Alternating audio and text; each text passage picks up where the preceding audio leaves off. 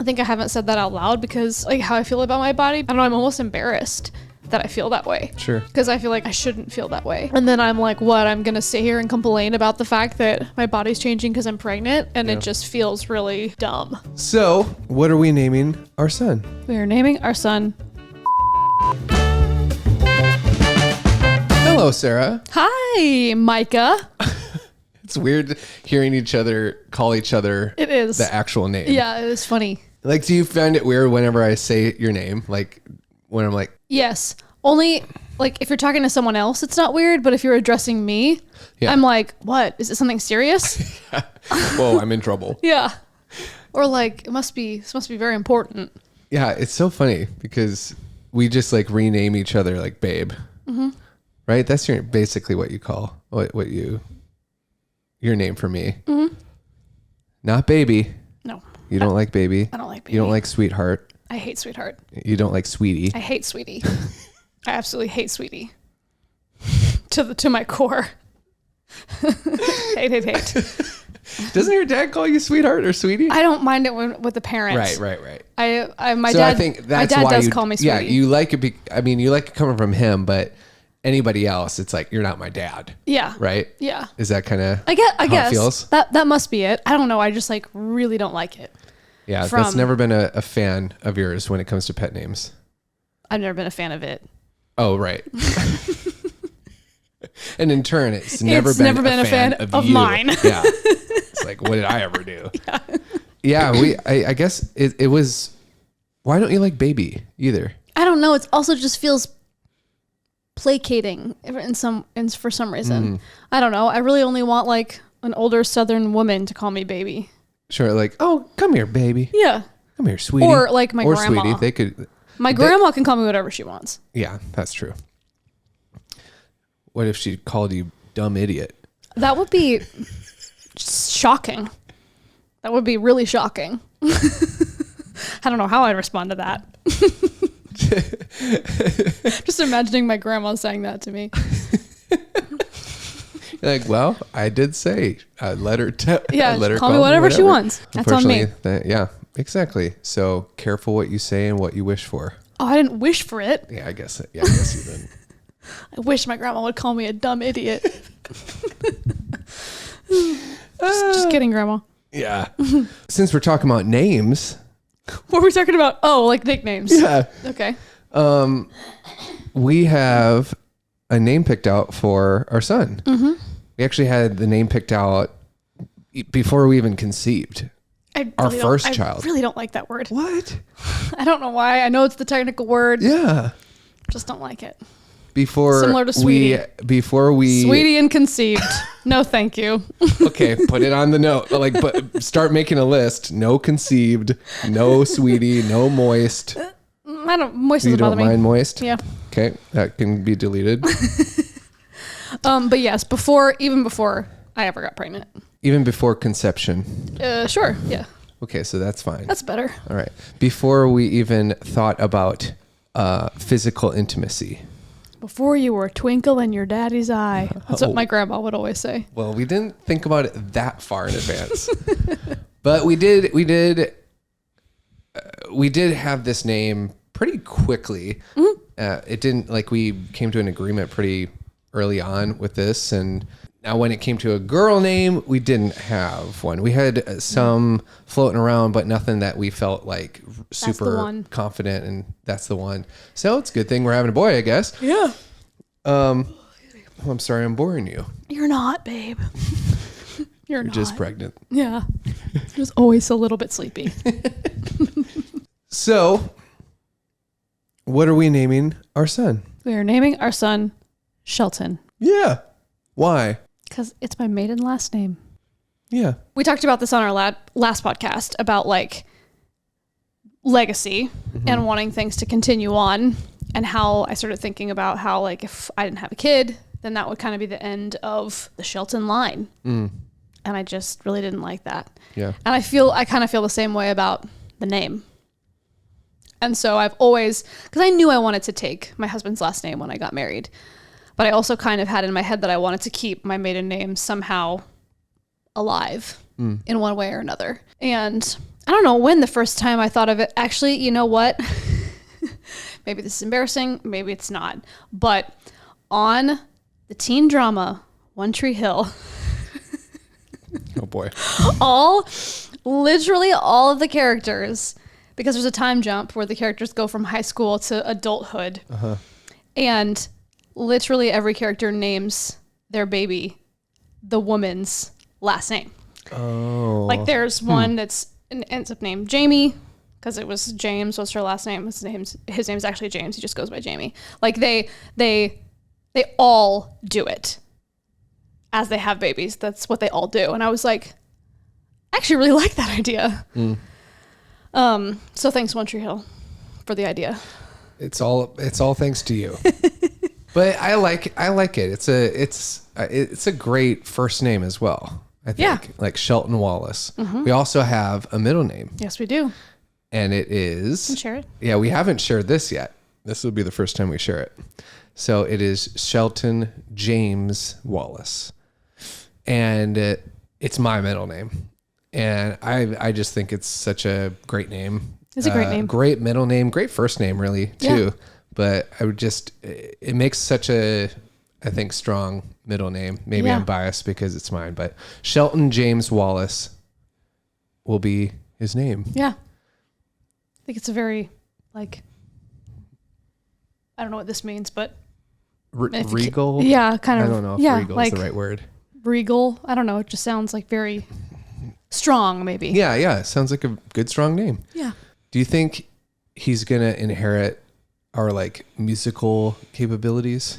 I don't know. That was a question somebody had. It's like, do you think he's going to inherit like, your musicality and your dancing ability and stuff like that? I think it would be pretty shocking if our child was like tone deaf. I mean, I don't know the biology behind this or the science. What kind of Punnett square tells me if my kid will be able to sing? It would be such a small percentage if our child, I think it's a pretty small percentage in the world of people that are actually tone deaf that can't even hear a note. Yeah. As it is. But then to be a son or daughter of two people who can sing and, are performers, it would be shocking. Yeah. It would be shocking. If he can't carry a tune, it would definitely be surprising. But will he want to do anything with it? That I don't know. Yeah. That I do not know. I could see him wanting to, and I could also see him like, especially if we're still kind of doing our thing. Yeah. And if we're still like performing at that time, and as he's grown up and seen us do that, and if we're having a lot of fun doing it, then maybe he's going to want to jump on board with that. Mm-hmm. I'm sure a lot of it is what you see growing up. You hear, well, I became a doctor because my dad's a doctor. I became a physician because my dad's a physician. What? Didn't say. Aren't a physician and a doctor the same thing? Oh, a physician and a doctor? Fact check. Physician is another word for doctor. Oh, okay. Well, to seek him saw. You hate that. Speaking of words I hate. But all that being said is... But maybe not. He could want to do something completely different. Yeah. Which would be cool. Watch him just be like an accountant. Hey, if that's what he loves, by all means. Yeah. By all means, but that would mean he got, obviously be very different than us. It would be, and I wouldn't really know how to help him out in that category. How to become an accountant? Yeah, me neither. Just go to school, I guess. Do you not care at all, like what his interests are? No, I don't care. I don't think I do either. Although, like thinking about him having similar likes that I do is a nice thought, so that we can bond over something. Totally. But it doesn't have to be like what he chooses to invest his life in. I mean, I definitely couldn't care less if he wants to do social media. That's for gosh darn sure. Sir. That will look sir. Gosh darn for sir. Well, that will look completely different anyway. Yeah. You 5 years from now, 10 years from now. Who knows? Who knows what it will look like anyway. Yeah. Yeah, I get that. But you also have a lot of varied interests, so there's bound to be something that you guys will Anime, both like. I don't like playing football, but I like watching it. Mm-hmm. I liked playing basketball. I like playing golf. I like ping pong. Mm-hmm. Anime. Have I said anime? You did mention anime. You did. Singing, dancing, I like to eat. So many hobbies. I like to go to restaurants and experiences. I like to try new things. Yeah. I like long walks on the beach. I'm like building a Tinder profile. Yeah, yes, exactly. Dating profile here. No, I don't care. I don't care what he does. What I care about are the values through which he makes his decisions. Yeah. And the way that he treats other people. Yeah. That's what matters in my opinion. Totally. Obviously I've never parented a child, so I know nothing. But that's what I care about. And I feel like that's what we can instill. I can't force him to like something that he doesn't like, you know?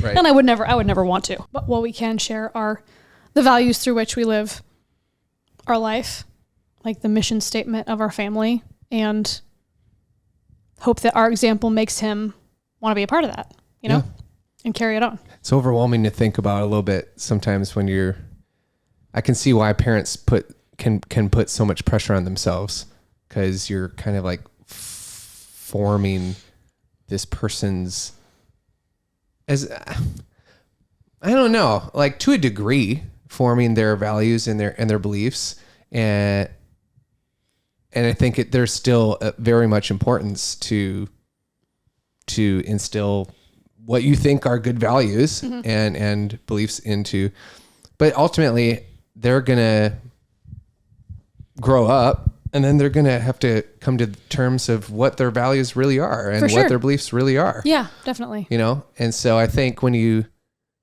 that can kind of take the pressure off a little bit to know that, you know, you can do the best you can, and then ultimately your child is going to have to make those decisions as they grow up. Yeah.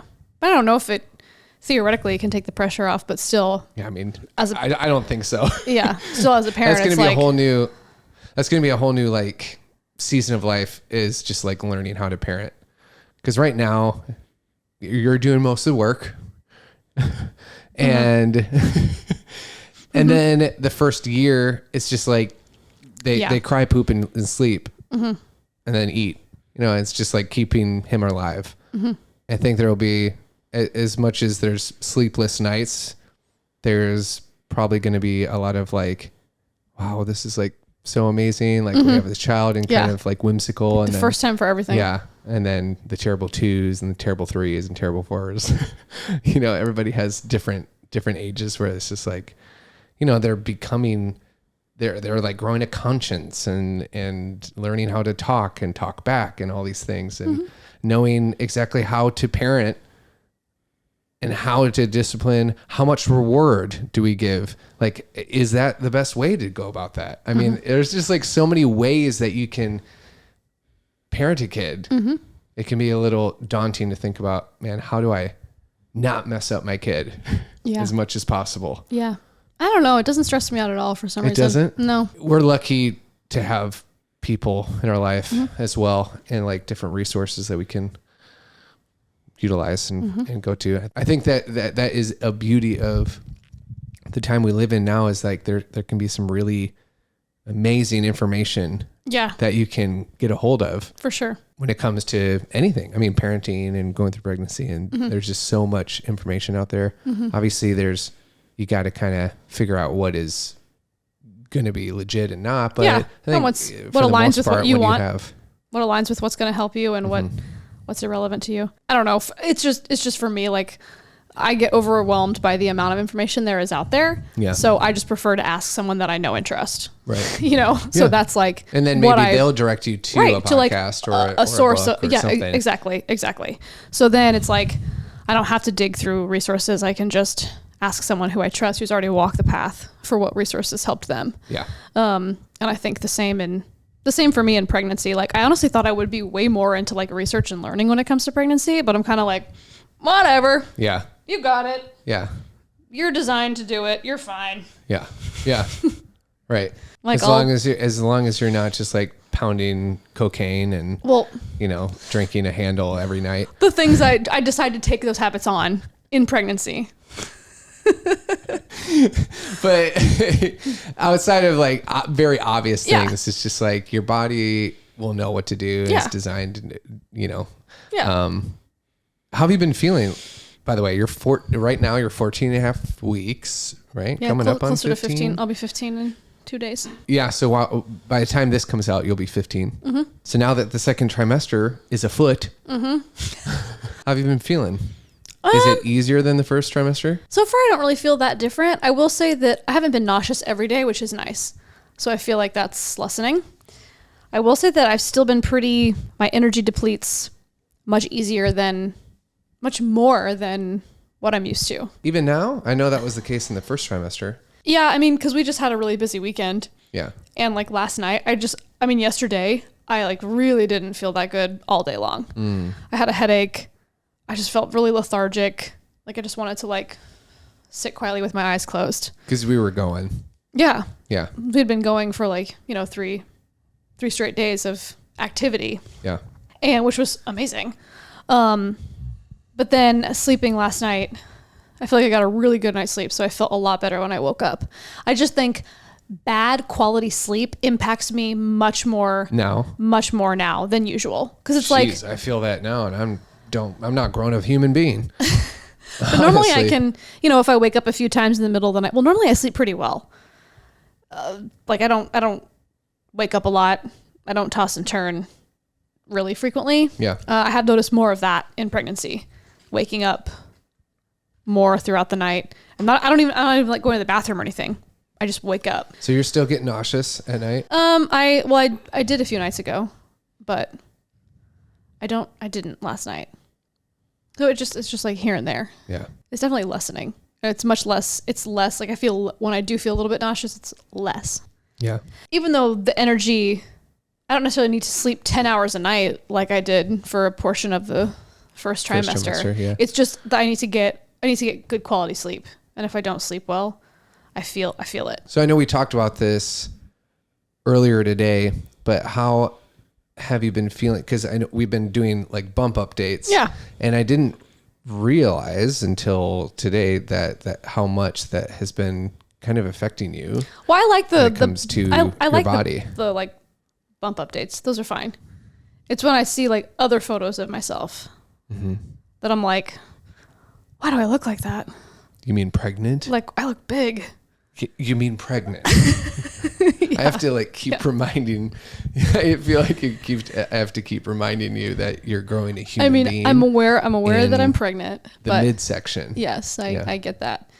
It's such a weird sensation to feel like your body is outside of your control. Yeah. And what I was saying to you earlier is I'm like, obviously I still need to like detach caring about like vanity. Yes, like vanity. Yeah. Because I've just always been fit.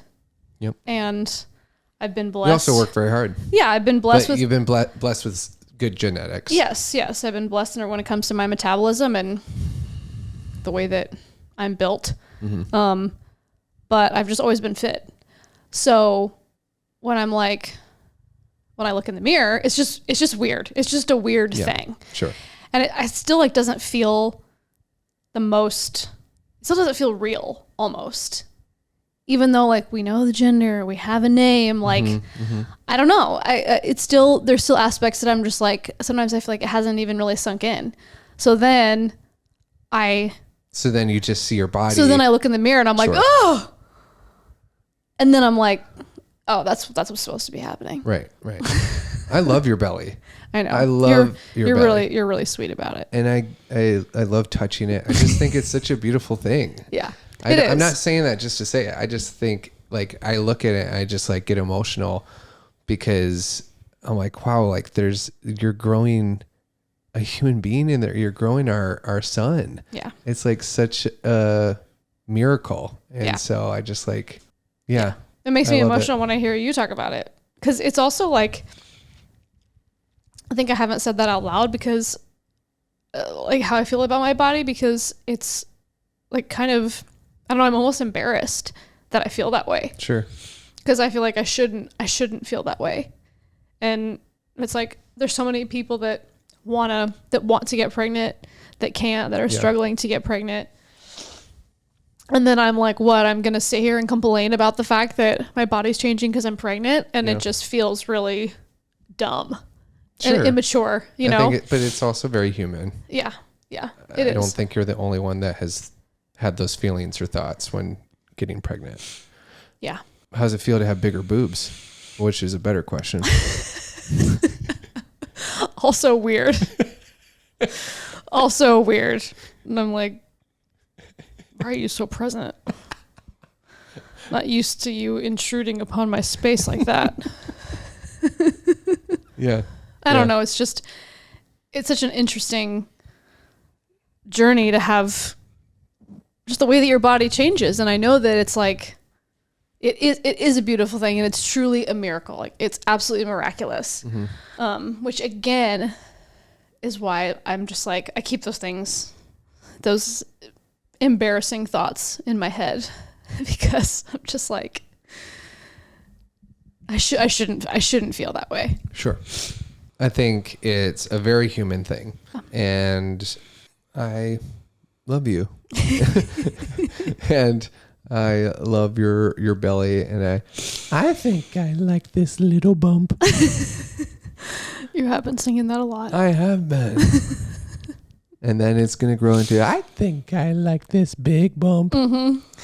Yeah, exactly. All right, we got some topics and questions from our followers. I love questions. Will you be moving out of New York City since you're having a baby? What? No. No, we'll be here for a few more years. For the foreseeable future. I don't see us moving. Me neither. Until it makes sense to. Yeah. Whenever that may be. We have our community here. I definitely need more. Like, that would be a major, I don't know. That's something that, like, God would really have to open up the path for that. Yeah. For me. Because sure. I'm like, this is my home at this point. And I would really need to feel pulled somewhere else. Or have that would just be a major thing to pray on, and it would just have to, like, God would have to make it very clear that was what he had for us. Yeah.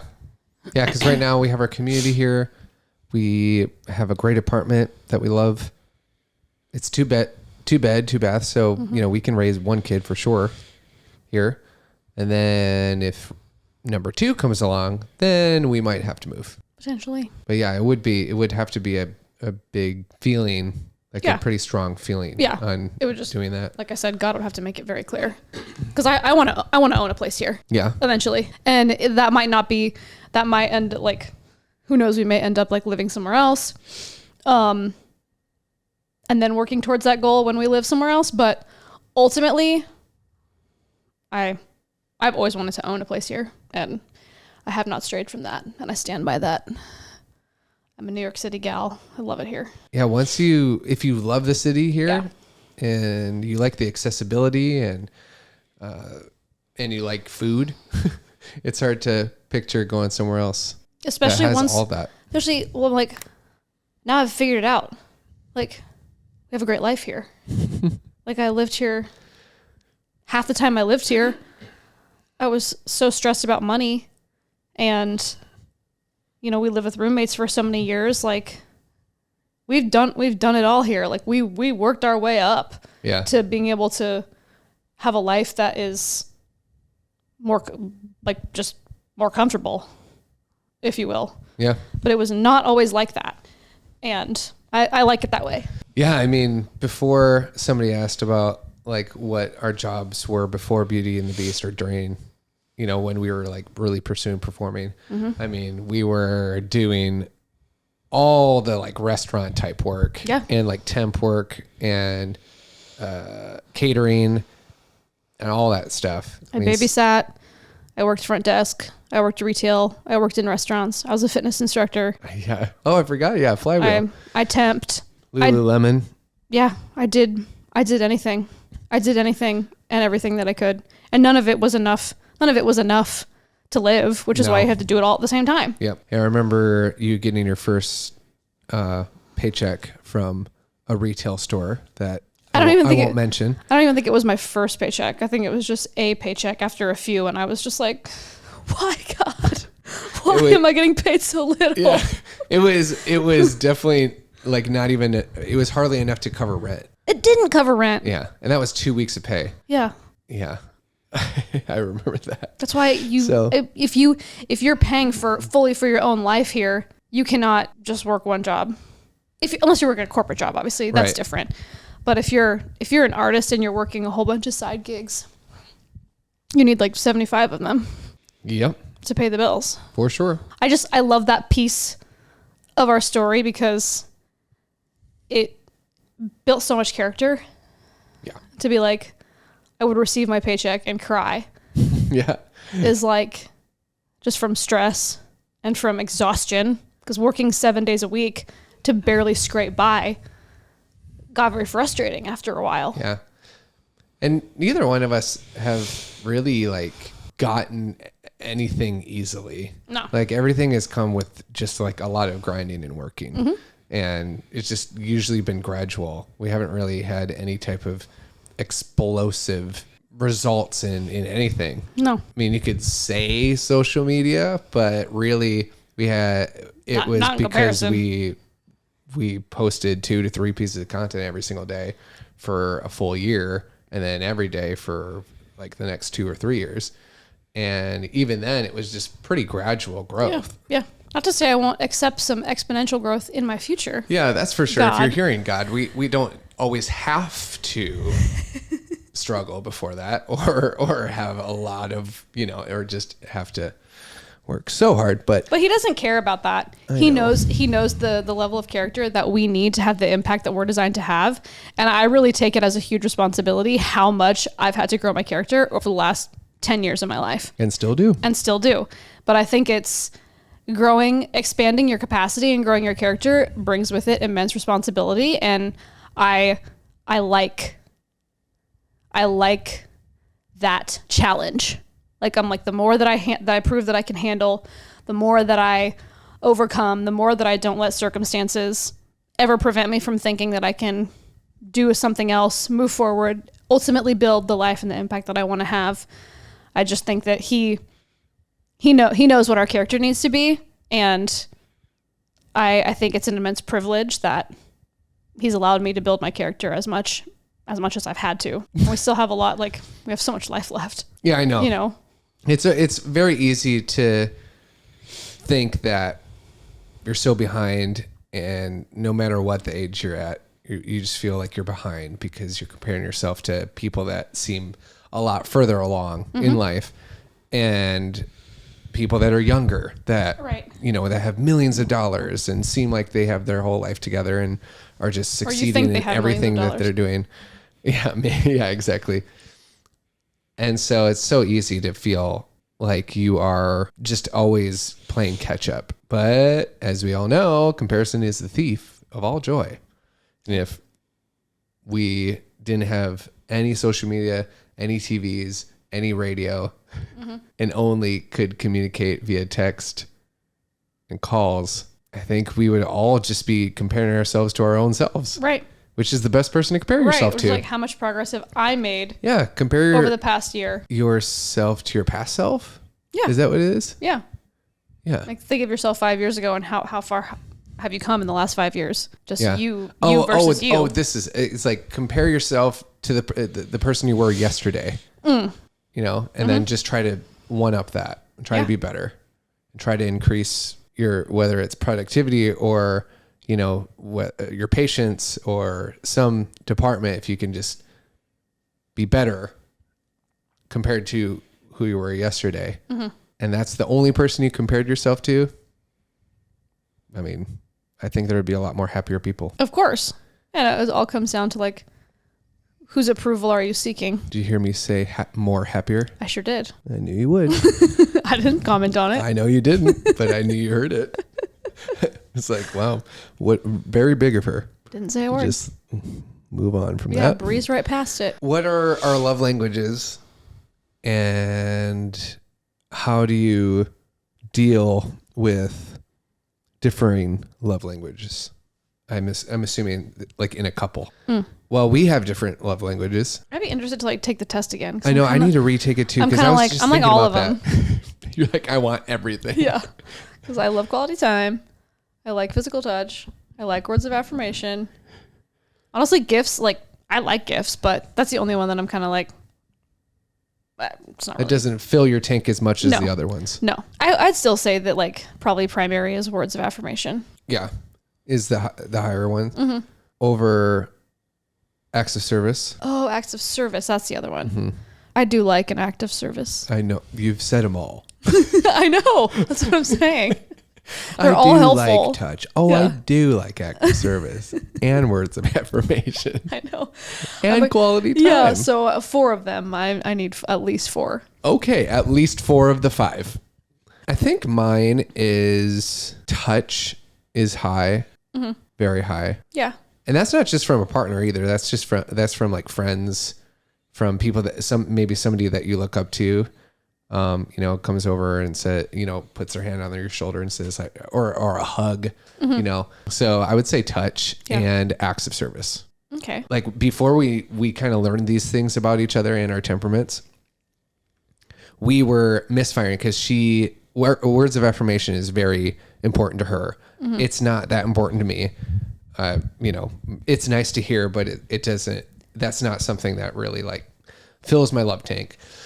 And so since that's the case, I would not give her any words of affirmation, or it would slip my mind because I just didn't think it was that important. I was like, well, she has to know that I love her because I'm doing these things for her, acts of service, which is part of mine. And I'm touching her all the time, which is my touch, which is also my words of, or which is also my love language. Yeah. And so once you learn that about each other, that can definitely help. And when you have differing love languages, I think that's common. I don't think that's, you just have to you have to be intentional. Well, you do have to be very conscious of it because I'm still like, I could use some more words of affirmation. Yes, she does. She has to remind me.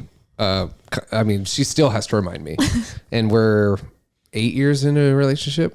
Yes, it's 8. Thing that you have to work on and be conscious of, because if that's not how you're wired or how your love language is, it's not going to be front of mind. Yeah. And so I think also not being afraid to like remind your partner. Yeah, right. And then to have a partner that doesn't get defensive about the reminder. Right. Yeah. Hey, I could use a little bit more of blank. And then you have to be willing to accept that.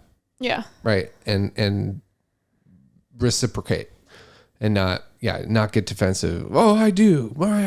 It's just like, okay, obviously you're not doing it enough, or they need a little bit more of that. Or you can even like set a reminder in your phone.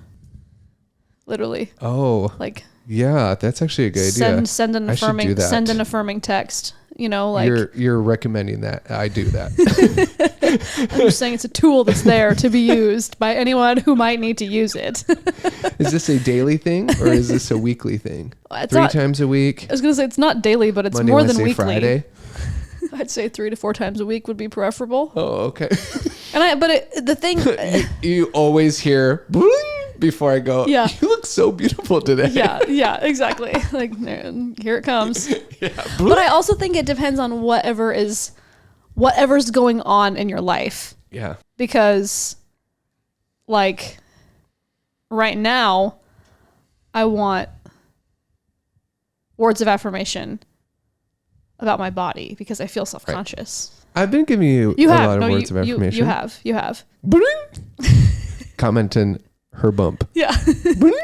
And then in other phases of life, I'm like, I need you to literally just text me and tell me that, like, I'm a badass businesswoman, like that I can do the things that I need to get done for our businesses. Like that's where I want affirmation.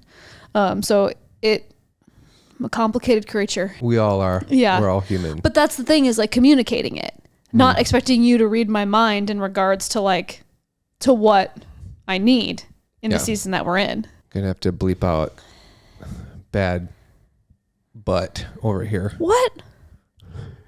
Why? This is family friendly. That's hardly a curse word. And you're just going off your cursing. Going off? Yeah, just absolutely going on a tirade over here. Anyway, what's next? Going back to your roots. It's way worse than that. For those who don't remember, in our last or a couple episodes ago, Sarah used to curse a lot. I used to curse a lot. Like a sailor. Like the F-bomb was her best friend. It was as if the F word was the or Yeah. He's actually not exaggerating. No. But we already talked about that in an episode. So if you want to hear more about that, you can go back and listen. Oh, snap. Because we already talked about that. We don't need to rehash. We don't need to. I thought you were going to. That's funny. All right. Will Sarah continue her blog? Yes, I will. Period. Yes, I will. I've just had like such terrible nausea from screen. It like makes me feel like from screens, right? Yeah, it's looking like at screens it's like for when you too get long. motion sickness in a car. Like if you get motion sickness when you look at your phone in a car, that's what I feel like. But it's when I'm stationary, and it's like from my phone, from the computer monitor. So that has eased up. So yes, I'm gonna get back into writing my blog. And I also really want to write about, like, I've had so many reflections. Pregnancy has brought up so many reflections for me about just life and worth and, some of the things that we've talked about here. Mm-hmm. And I want to document those things because I want to be able to, I don't know, we're not having a daughter this time, but like, I want to be able to share those things with younger women or like women who have never gone through a pregnancy. Like, I don't know. Sometimes I wish I had. I mean, also going through a pregnancy after miscarriage is like a whole nother like aspect to it. It's like a different experience. Yeah. It's its own experience. And there probably are resources out there, honestly, in regards to like just being a woman and having normal self-image stuff that comes up when you get pregnant. There probably are resources out there and people that share about their experiences. I just haven't happened to find one. Yeah. So to be able to be a resource for that I would like to be able to be a resource for that. Yeah. I think you would be a great resource. Also, you're just so good at writing. And so I can see why people are missing your blogs. They're coming back. Just the vertigo had to go, or whatever you want to call it. The vertigo had to go. Mm-hmm. To answer your question, she will be continuing her blog, and it'll be a lot of really great content, I'm sure, about her pregnancy journey and all the stuff that she just shared with you. I was about to just like repeat everything you were saying. Mm-hmm. Ideas on how to encourage others to stick with God during hard times.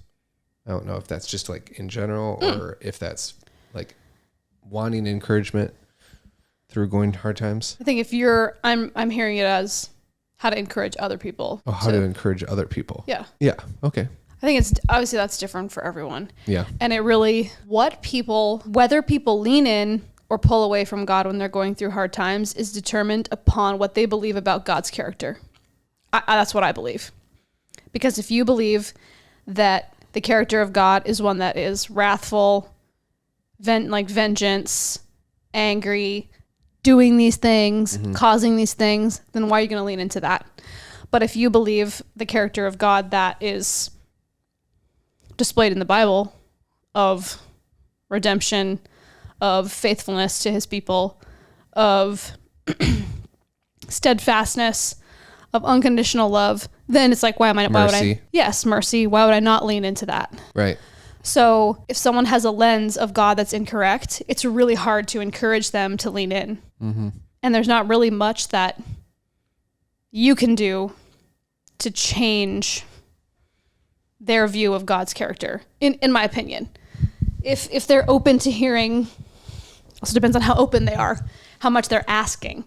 How much trust is there and how much they value, what you, like your opinion and value your insight. Mm-hmm. I don't think you're going to really sway somebody's mind, especially in beliefs. This is such a personal thing that everyone has to go on for themselves. Mm-hmm. Like you persuading somebody that isn't asking for it, that person's not gonna, you're not, it's like trying to move a building with yourself and no machine. It's not going to happen. Yeah. And so you lead by example, and then you have an honest conversation with people that are open and wanting to have that conversation. Mm-hmm. I just don't believe that beliefs should be shoved down people's throats because you're not gonna. They can't be. It won't be received. And if you have a friend who's going through something difficult, and they don't have a faith, they're kind of being totally reliant on themselves, then you have to pray for that person. You have to pray that, well, this is what I do. I'm like, God, please make yourself known to so-and-so. Like, make your presence in so-and-so's life known to them. Help them experience you for who you truly are, because they don't know who you truly are. And the only way that they can is if you show them. So help them experience you for your character, for what it truly is. Mm-hmm. That's what I pray for people. Right. And a way that can happen is through the fruit in your life. If they're paying attention. That's true. And so they'll know you by your fruits, mm-hmm. as opposed to you talking at people. Mm-hmm. I think that's just a more powerful testimony. Yeah. A more powerful message. Yeah. We are the message through. We are the world. By the way in which we live our lives and how we treat people, and especially how we treat people who believe differently than we do. Yep. Especially, which I think is so our willingness to be around people who think differently than we do, believe differently than we do. And because Christians can be some of the most judgmental people. So judgmental. So it's judgmental. Like, that's literally the opposite of what God called us to be. Yep. And so, yeah, I mean, I don't blame people for being irritated by that. Yeah, of course. And feeling like they're being looked down on. Oh my gosh, absolutely. It's the worst. I feel like that. Yeah, like for sure. I'm a pretty strong Christian. Yeah. Like, I don't shy away from my beliefs. Right. I'm pretty rooted in my relationship with God. Yeah. And I feel looked down upon from some people. Yeah, for sure. Sometimes just because, like, I live in New York City. Right. Like, how could a Christian live in New York City? And I'm like, that's such a silly thing. I'm sorry. That is so dumb. Have you read the Bible? Like, Jesus went to the darkest places. Yeah. Also, there's a ton of Christians in New York City. Yeah. But it's just, stuff like that. Yeah, it's very where it's silly. Like, if you want to stay in your environment where everyone believes the same as you, what are you really accomplishing? Right. What are you really doing? Because no one sees you except for people that already agree with you. That's the problem with politics too, and all that. Like, which this isn't. We're not going to get into any of that. But it's just like, no, that's just what happens in. Whether it's far left, far right. Yeah. I think it's all people. It's a human thing. Yeah. Yeah. You get around people and you research the things that are just going to continue to confirmation bias. Yes. Confirm your own bias and confirm your own beliefs. And there's a really good book called Think Again by Adam Grant. Mm-hmm. If you haven't read it, that is great. I think it's such a great book and such an important one that I wish everybody would read, because it's just talking about the idea of, when you feel super strong about a particular thing or get really triggered by somebody else believing in a different way, mm-hmm. maybe that's a good indicator of just taking a step back and thinking again, mm-hmm. thinking about, why am I triggered by that? Mm-hmm. Why does that irritate me so much? Mm-hmm. Why do I believe in the things that I believe in? Mm-hmm. Is it just because my parents do? Right. Or is it because I really do believe it? Right. And why? Mm-hmm. Those can be some good and kind of hard questions to go through, mm-hmm. of really why do you believe what you believe? Mm-hmm. And that can go political, that can go, faith, that can go whatever. Yeah, literally about anything. Your finances. About yourself. About yourself. Yes, for sure. What do you believe about yourself? Mm-hmm. And why? Whether it's negative or positive. But man, yeah, it doesn't matter. It does not matter.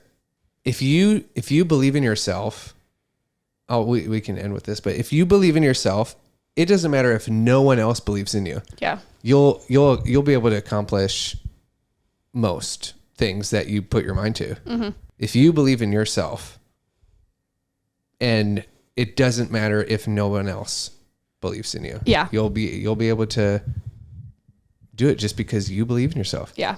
However, the opposite is also true. If everyone else believes in you, but you don't believe in yourself, Yeah. then you're getting nowhere. Yeah. You're gonna be able to, you're gonna self-sabotage in everything that you do. Yeah. Because you have zero belief in yourself, and it doesn't really matter if everybody else believes in you, but if you don't believe in yourself, what's that going to do? Yep. Like it's only going to get you so far. Yep. Yeah. Belief is a very powerful thing. It is. You know, everybody has to go on that journey for themselves of, you know, what they believe in exactly. But it seems like I see a through line of people that have a strong faith and a strong belief, whether it's in God or a higher power or something greater than themselves, that typically have a little bit more peace in their life and fulfillment and, I guess, purpose than people that don't. Yeah. Because not everything's up to them. They don't have to just muscle everything to make it happen. Yeah. Because they're partnering with someone greater than them. That's always when I'm the most anxious, is when I'm thinking about things that I'm controlling or that I can't control. Right, trying to control things that you can't control. Controlling things that I can't control is when I have the most anxiety and the most stress in my life. Yeah. I have to do those check-ins when I feel myself kind of rising in temperature and